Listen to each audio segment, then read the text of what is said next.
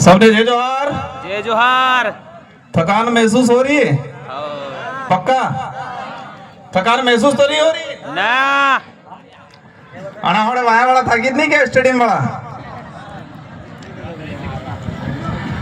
और मार विचार एक प्लस जी उबा है वो लागे थाकी गया एटली बेई जो तो ठीक रहेगा।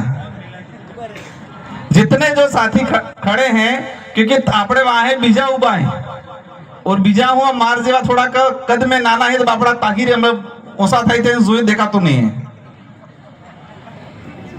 तो जटला आना होड़े वालन भी इच्छा है मार बदार को नहीं बोलूंगा मुंह लेकिन जटला जी उबा ही बेई तक वहां वालन ठीक रहे तो देखा तो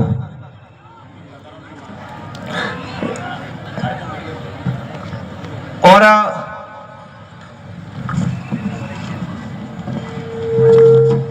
साथियों विश्व आदिवासी दिवस international day world of indigenous people हमारे लिए एक गौरव की बात है कि विश्व आदिवासी दिवस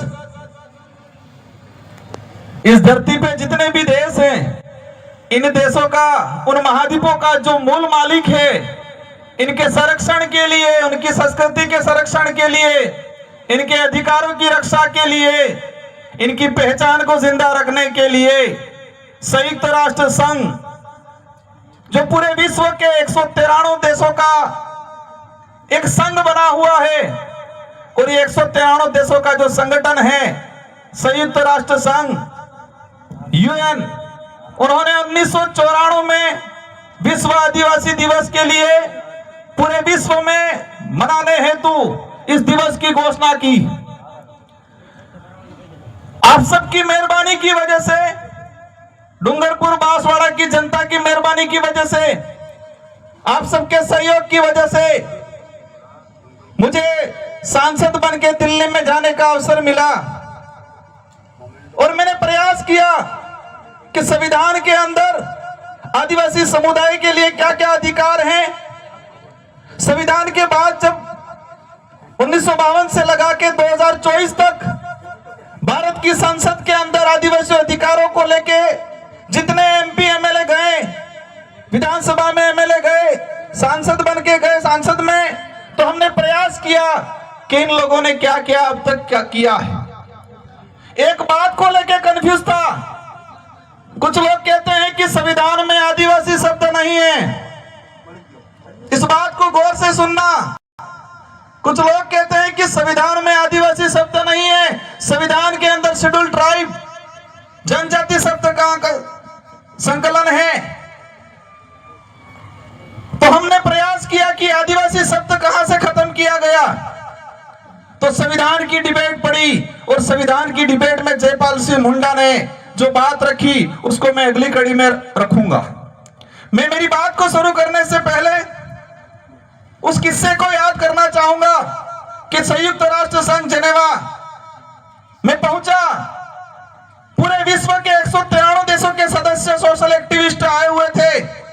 सभी अपने अपने देश की बात कर रहे थे और जो एम्बेसी वाले जो भारत सरकार की तरफ से डेब्यूट होते हैं मेरे सामने एक अधिकारी भारत की तरफ से आया। उन्होंने रखा बात। उन्होंने 1982 से लगा के 2024 तक विश्व स्तर पर आदिवासी समाज की भारत के आदिवासियों की पहचान क्या रखी उसके बारे में बात रखी। साथियों मुझे गर्व हो रहा था कि मैं भारत के 14 से 15 करोड़ आदिवासियों का प्रतिनिधित्व करने यूएन में गया हुआ था और मुझे उस समय तकलीफ हुई कि जो राजनीतिक राष्ट्रीय पार्टियां भारत देश के अंदर 14 से 15 करोड़ आदिवासियों को वोट बैंक मात्र समझ के रखती है। इनकी पार्टियों में आदिवासी विंग बनी हुई है, आदिवासी नाम से उनके संगठन बना दिए हैं और आदिवासी समुदाय को वोट बैंक के रूप में यूज करते हैं। लेकिन यही पार्टियों का प्रतिनिधित्व जब इनकी केंद्र में सरकार होती है और जब भारत की तरफ से वो विश्व पटल पे बात रखते हैं तो वो क्या कहते हैं कि भारत में कोई आदिवासी समुदाय स्पेशल नहीं रहता है। यही राजनीतिक पार्टी वाले केंद्र में सत्ता 1982 से लगा के 2024-25 तक और 2026 तक ये रखते हैं कि भारत में स्पेशल इंडिजिनस पीपल नहीं रहते। तो मुझे उस समय तकलीफ हुई कि ये राजनीतिक पार्टी आदिवासी समाज के नाम से आदिवासी संगठन बना के, उनकी पार्टियों में विंगे बना के, बड़े बड़े कार्यक्रम करके आदिवासी समाज का वोट लेती है, मिसयूज करती है, लेकिन अंतरराष्ट्रीय स्तर पे आदिवासियों की पहचान को खत्म करने का काम किया गया इन लोगों ने। इस बात को भी हमें गंभीरता समझना है कि आदिवासी शब्द को लेके हमारे समाज के लोगों में हीन भावना डालने का काम किया था इन लोगों ने। आजादी के बाद जब बात आती थी हमारे समाज के आइडेंटिटी को लेके, तो एक भावना डाल ली थी, आदिवासी मतलब कमजोर, पिछड़ा हुआ, अपने आप में हीन भावना प्रकट हुई। और ये हीन भावना जब गांवों से व्यक्ति शहर में गया तो अपने आप को आदिवासी कहने में शर्माता था। इस विचारधारा की बदौलत जो आज से 5 साल 10 साल पहले हमारे इस क्षेत्र का भाई अपने आप को आदिवासी कहने से कतराता था, डरता था, हिचकिचाता था, आज गर्व से कहता है कि मैं आदिवासी हूं। यह उपलब्धि हुई है इस विचारधारा की। कुछ लोग कहते हैं क्या किया, क्या हुआ? जिस समाज के अस्तित्व को खत्म करने का काम किया था, जिस समाज की पहचान को मिटाने का काम किया था, उस समाज को आत्मनिर्भर बनाने का, उस समाज को गर्व से अपने आप को आदिवासी कहने का अधिकार दिलाने का, उनके अंदर हौसला पैदा करने का काम किया इस विचारधारा ने।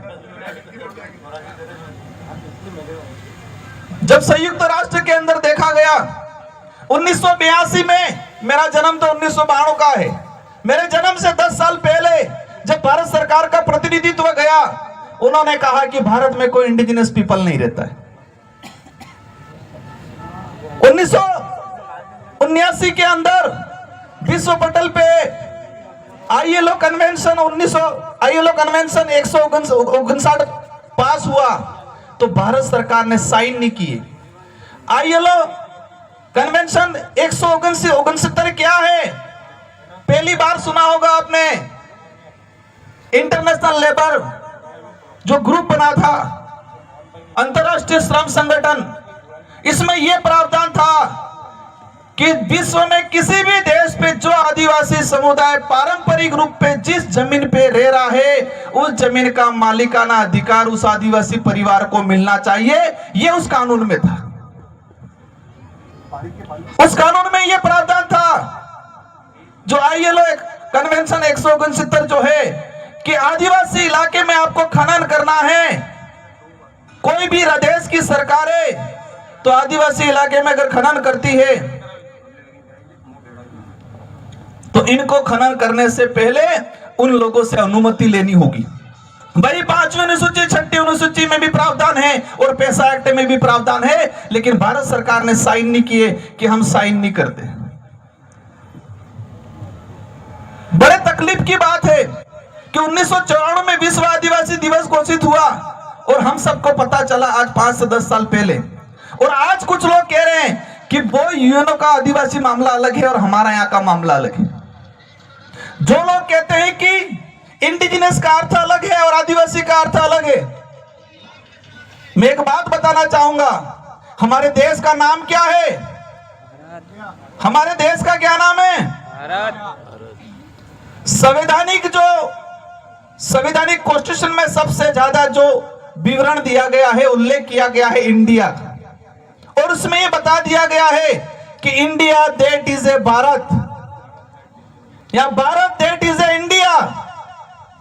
मतलब भारत है वही इंडिया है, इंडिया है वही भारत है। और एक तीसरा नाम प्रचलन में हो रहा है हमारे देश का, वो क्या नाम है? सभी राजनीतिक पार्टियां बड़े बड़े मंचों से कहती है संविधान के अंदर मुख्य रूप से इंडिया और इंडिया के बाद Bharat, Bharat that is India या India that is a Bharat का उल्लेख है।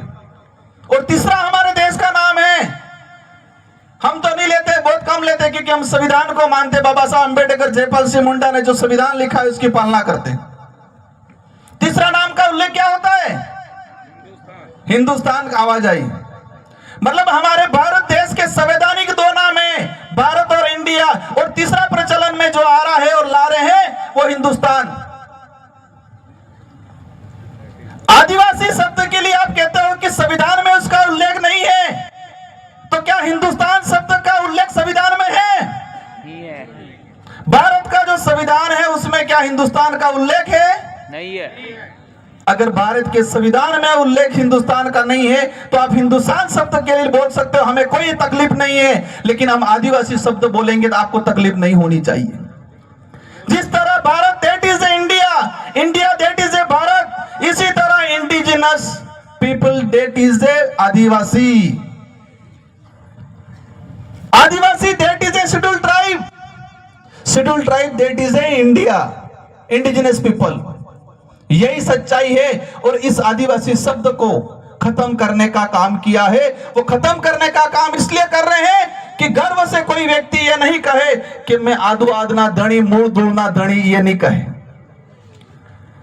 आज जिस तरह से कुछ लोग लिख रहे हैं, पिछली बार देखा होगा कि राजस्थान के मुख्यमंत्री जी ने आदिवासी दिवस का ट्वीट किया और 20 मिनट बाद जब नागपुर से फोन आया और फोन आने के बाद 20 मिनट बाद राजस्थान के मुख्यमंत्री जी ने वो ट्वीट हटा लिया और यहां आ रहे हैं, कहते हैं आदिवासी भाइयों हम आपका कल्याण करेंगे। आदिवासी इतना अब ना समझ नहीं रहा है, इतना भोला भी नहीं रहा है। और एक चीज देखिए कि आदिवासी समाज का जो व्यवहार है, सीधापन, भोलापन, हर किसी पे विश्वास करने का, उस विश्वास का, इस भोलापन का इन लोगों ने फायदा उठाया है आज तक। लेकिन हमें सावधान रहना पड़ेगा कि जो जितना मीठा बोलता है जरूरी नहीं है कि वो मिठाई हो। आज जिस तरह से जयपाल सिंह मुंडा के लिए कुछ लोग बोलते हैं,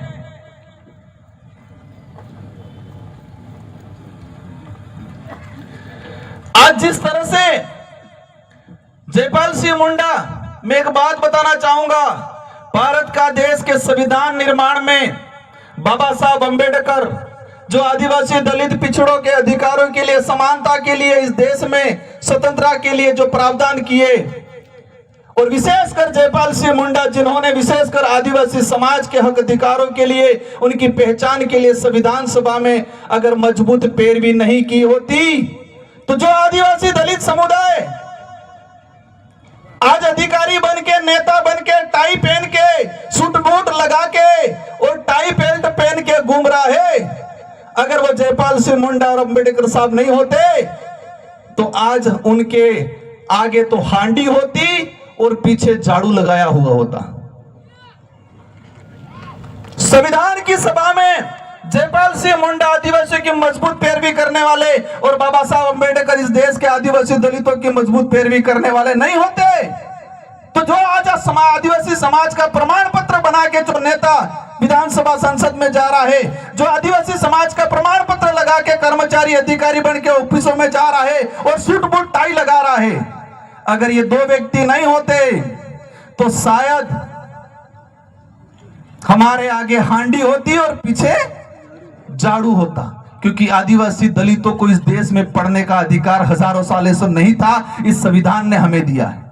और आज जयपाल सिंह मुंडा के लिए कहते हैं कि जयपाल सिंह मुंडा तो ऐसे ही था, संविधान में बकवास करता था, राजेंद्र प्रसाद जी ने बोला था। मैं इस मंच से खुला चैलेंज करता हूं, एक नेता का मैंने भाषण सुना था जयपाल सिंह मुंडा के लिए, और संविधान की अधिकतर पूरी डिबेट हमने पढ़ी कि कहीं पर भी राजेंद्र प्रसाद जी ने यह नहीं कहा था जयपाल सिंह मुंडा को कि आप बकवास करते हो। यह जरूर देखा और मैं उनको धन्यवाद देना चाहता हूं कि तुम्हारी वजह से मुझे संविधान की डिबेट पढ़ी और जयपाल सिंह मुंडा ने आदिवासियों के अस्तित्व के लिए, उसकी आइडेंटिटी के लिए, उनके अधिकारों के लिए कितना लड़ा पड़ा वो मैं समझा। वो जयपाल सिंह मुंडा के लिए मेरे मन में जो भाव थे उससे और बढ़ गए, मेरे मन में जो इज्जत थी वो और बढ़ गई। एक बात जयपाल सिंह मुंडा ने संविधान में कहा था, संविधान की सभा में कुछ सदस्यों ने आदिवासी समाज को अल्पसंख्यक में गिनने का प्रावधान दिया, मतलब चर्चा की थी कि आदिवासी समाज को अल्पसंख्यक में गिनो। तो जयपाल सिंह मुंडा ने कहा था कि आदिवासी समाज को दया के रूप में अल्पसंख्यक गरीब में चिन्हित करने की भूल मत करना। आदिवासी समुदाय इस देश का मूल मालिक है, प्रथम नागरिक है, यह जयपाल सिंह मुंडा ने कहा था। साथियों, बड़े दुर्भाग्य की बात है कि हमको 5000 साल पुरानी काल्पनिक एक एक बात बताई, लेकिन 50 साल पहले की, 100 साल पहले का, 200 साल पहले का इतिहास हमको नहीं बताया इन लोगों ने। ये जो लड़ाई है हमारे अस्तित्व को बचाने की, उसको हमें लड़ना है। और जयपाल सिंह मुंडा ने एक बात बोली थी, लोकतंत्र की जब बात आती है कि हमें लोकतंत्र, आदिवासियों को लोकतंत्र सिखाने की जरूरत नहीं है। आदिवासी हजारों सालों से लोकतांत्रिक व्यवस्था को जीते आ रहा है और दुनिया और आप सबको आदिवासियों से लोकतंत्र सीखने की जरूरत है। साथियों, जिस तरीके से हम आज देख रहे हैं, और मैंने एक बात पे गौर किया, एक ऐसी विचारधारा है इस देश के अंदर, और वह विचारधारा आदिवासी हो, दलित हो, किसी भी वर्ग का गरीब व्यक्ति है, किसी भी समाज का जो मानवता में विश्वास करता है, वैज्ञानिक दृष्टिकोण रखता है, उन सबके लिए घातक है। और आप भी गौर करना कि एक वो विचारधारा है जिस विचारधारा ने अंग्रेजों का साथ दिया था, आजादी का विरोध किया था, तिरंगा झंडे को जलाने का काम किया था, संविधान को जलाने का काम किया था, और तिरंगा झंडे को उनके जो मुख्यालय थे, उन मुख्यालयों पे 25 साल तक तिरंगा झंडे को नहीं फहराया था। और आज तिरंगा झंडा घर घर बांट रहे हैं, आज घर घर बांट रहे हैं। वो वही विचारधारा है जो जयपाल सिंह मुंडा को बदनाम करती है, वो वही विचारधारा है जो संविधान की पुस्तक को जलाने का काम करती है, और वो वही विचारधारा है जिसने संत सुरमाल महाराज की भक्ति को खत्म करने का काम किया है।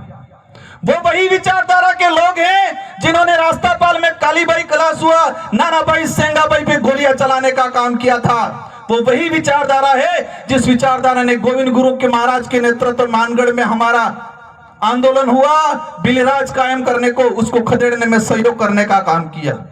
और वो वही विचारधारा है जो आज आजाद भारत में आदिवासी शब्द को खत्म करने की काम कर रही।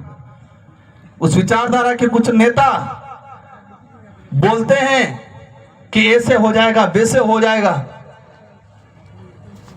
तो जयपाल सिंह मुंडा ने संविधान सभा में एक बात और बोली थी नेताओं के लिए, भविष्य में आज जो पनपे हैं उनके लिए। क्या बोला था कि आदिवासी समुदाय को विशेष सुरक्षा की आवश्यकता नहीं है भविष्य में। आदिवासी समाज को भविष्य में जो मंत्री और नेता बनेंगे, तो भ्रष्ट नेता और मानसिक गुलामी की जंजीरों में जकड़े हुए जो नेता बनेंगे, इन नेताओं से आदिवासी समुदाय को सुरक्षित रखने की जरूरत है। ये बात बोली थी जो आज हमें प्रतीत हो रही है। कौन कौन खतरा मंडरा रहा है? साथियों, मैं अंतिम एक टॉपिक पे बात करके मेरी बात को समाप्त करना चाहूंगा कि मानगढ़ का जो इतिहास बिलराज कायम करने का, 1913 में 1500 हमारे भाई मर गए, और इसी इतिहास को खत्म करने का काम एक नेता ने किया, पत्र लिख के, और हमारी राजस्थान पाठ्यक्रम की पुस्तक से उस इतिहास को हटाने का काम किया। साथियों, ये जो लड़ाई है, उस लड़ाई को हम कलम और कागज से लड़ना पड़ेगा। एक दौर चढ़ा था लड़ाई का। आजादी से पहले आक्रमणकारी हथियार लेके आए, हमारे पूर्वजों ने हथियार से उनका मुकाबला किया। आजादी के बाद फिर प्रचलन चला कि जोर चटलू बोले एटलो इनो साले फला कहता कि बोले इन्हें बोगड़ा वैसे नहीं बोले इन्हें गांव पड़ जा रहे हैं। अब दौर आ गया है, कलम और कागज से हम पे आक्रमण हो रहा है, कागजों में मारा जा रहा है। कुछ लोग कहते हैं एट्रोसिटी, छुआछूत खत्म हो गया। बिल्कुल, टचेबली जगह था वो खत्म हो गया, कागजों और कलम का खत्म नहीं हुआ है। कुछ लोग रहे ऐसे। इस आदिवासी इलाके में रहने वाले प्रत्येक वर्ग का हम सम्मान करते हैं, और कई लोग हमारे साथ जुड़े हुए हैं जो वैज्ञानिक दृष्टिकोण रखते हैं, जो मानवता में विश्वास रखते हैं, लेकिन जो मनुस्मृति को फॉलो करते हैं वो आज भी ऊंच नीच की भावना रखते हैं। हम चाहते हैं इस इलाके में रहने वाला प्रत्येक वर्ग वैज्ञानिक दृष्टिकोण और मानव को इंसान समझे, समान समझे। उस भावना से हमको मिलजुल के रहना है। और गोविंद गुरु महाराज का, संत सुरमाल महाराज का, हमारे पुरखों का जो बिल प्रदेश कायम करने का जो सपना था, उसको पूरा करना है अपन सबको मिलके। और बिल प्रदेश कोई हमारी अकेले की लड़ाई नहीं है, मेरे अकेले की, अपने अकेले की नहीं है। इस लड़ाई को लेके कई नेताओं ने, पूर्व में भाजपा के भी थे, बीजेपी के थे, उन्होंने भी उठाया। नंदलाल जी को याद करना चाहूंगा, उन्होंने उठाया। दिलीप सिंह बुरिया मध्य प्रदेश, उन्होंने उठाया। सोमजी भाई डामोर गुजरात के थे। 4 से 5 बार के सांसद थे, उन्होंने बिल प्रदेश की लड़ाई को लेकर बात रखी। इसलिए इस लड़ाई को हम सबको मिलकर लड़ना है। अंतिम कहना चाहूंगा, आपको क्या करना है, हमारे बच्चों को पढ़ाना है, अच्छी शिक्षा देनी है। मैं समझ रहा हूं आज आदिवासी इलाके में स्कूलों के हालात खराब है, भवन नहीं है, टीचर नहीं है, और जो टीचर पढ़ा रहा था उन सबको ट्रांसफर करने का काम किया है। हम कोशिश करेंगे, हम जनप्रतिनिधि है, लेकिन फिर भी विपरीत परिस्थिति में आप सबको मिलकर हमारे बच्चों को पढ़ाना है, नशे पत्ते से दूर रखना है। बाकी ये चीजें नहीं करेंगे तो हम गर्त में चले जाएंगे।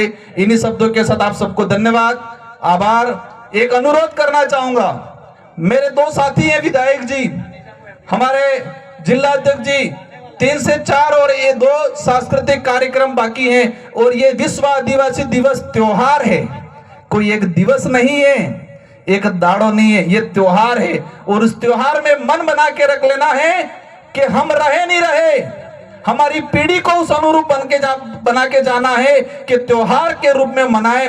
और हमें कम से कम सुबह 11 बजे से लगा के शाम को 5 बजे तक रुकना है, 6 बजे तक रुकना है। ये परिपाटी बनानी है। साल में एक बार आ रहा है ये त्योहार हमारा, तो एक बार साल में एक दिन तो हम दे ही सकते हैं।